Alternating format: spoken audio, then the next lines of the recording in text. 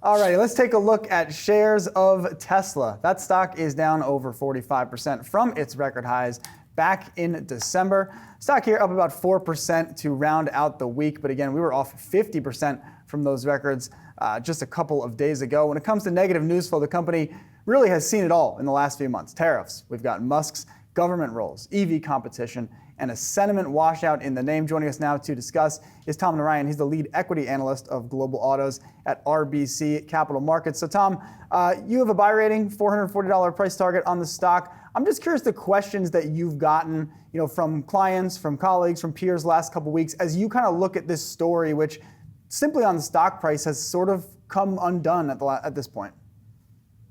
Yeah, and I think we have to put things in context, right? I mean, post-election, the stock doubled, right? I went from 700 billion market cap to 1.4 trillion. It's basically back to where it was pre-election.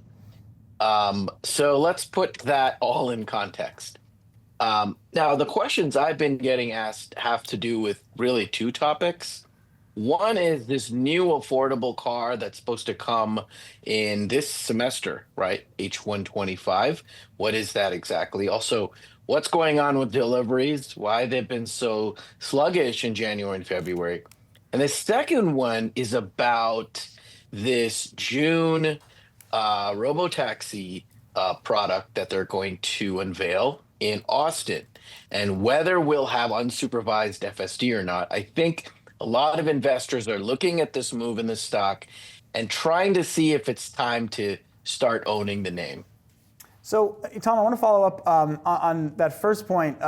Thinking about a name that is this volatile, especially this size. I mean, this is a company that was, $2 trillion at its peak in terms of market value, something close to that.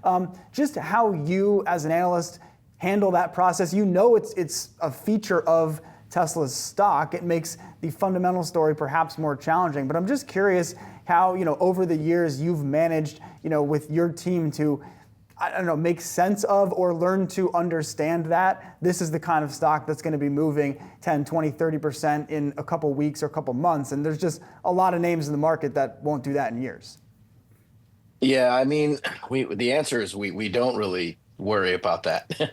So the way we look at it is we try to look at the fundamentals of the company and the stock. We try to assess what the individual piece parts are worth.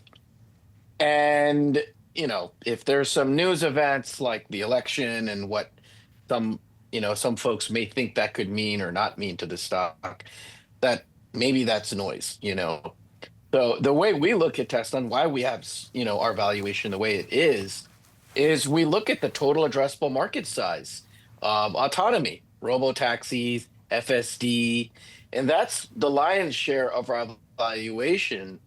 We think that's a tremendous value. We don't only think Tesla is going to dominate that. There's other players. It's just we think mobility, which is cars, etc., is going to expand to be much bigger than what it is today, because autonomy effectively increases the value to consumers so much more than what it is today. So we're looking at things from that perspective and not really listening to all the noise. Tom, I know you call it noise, and I get that, but you're looking at a situation now where Elon Musk, if you look at the latest poll numbers, people hate the guy. I don't think it's an exaggeration to say many Americans do. It is affecting sales. You got people setting Teslas on fire in France, for example. So at what point does it become more than noise? I would argue, if you look at the sales, it probably already is a little more than noise. But at what point would that actually affect how you view the stock? What would have to happen, I guess, for you to say, maybe this is a risk? Well, this is a question I get asked a lot. What I would say is, let's say this was another car company that had the numbers they posted in January and February, and were doing the things they were doing in those months, right? So you had an intentional shutdown for the Model Y changeover that was articulated to the market in the Q4 call. We knew that was happening. January and February are really weak months anyway.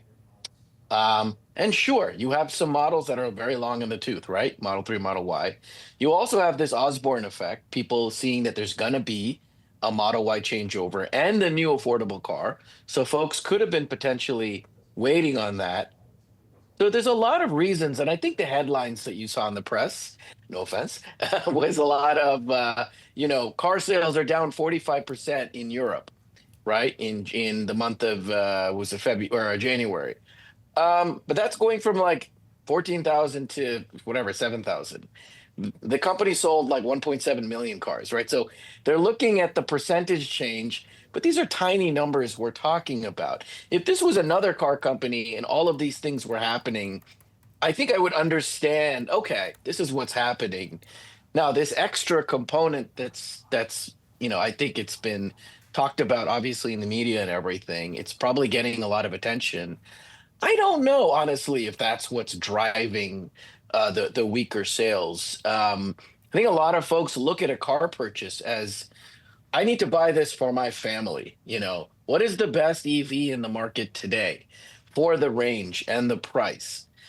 Maybe if I was making a purchase of soda in the grocery store, that's a discretionary item that I can maybe boycott more easily. But a car purchase, I don't know. I tend to think people are going to buy the best product, what's best for them.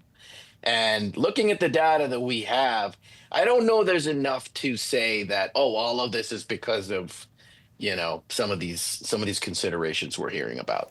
And so then, Tom, we'll just finish looking forward for the company. You mentioned, we have these events, thinking about, the company's going to have, not a mobility day, but something like that, right? Which they had, I think it was last August. They'll have another one coming up later this year. What are the key things with that? You mentioned some of the FSD features you're looking for.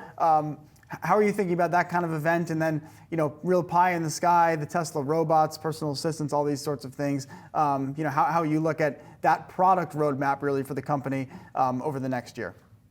Sure. The main catalyst, I would say, is number one, this new car, this affordable car. What exactly does it look like? How robust is it? How differentiated is it? And then number two, to your point, this June rollout of their robotaxi service in Austin. What does that look like? Is there a driver in there? Is it completely driverless? Will it be unsupervised FSD?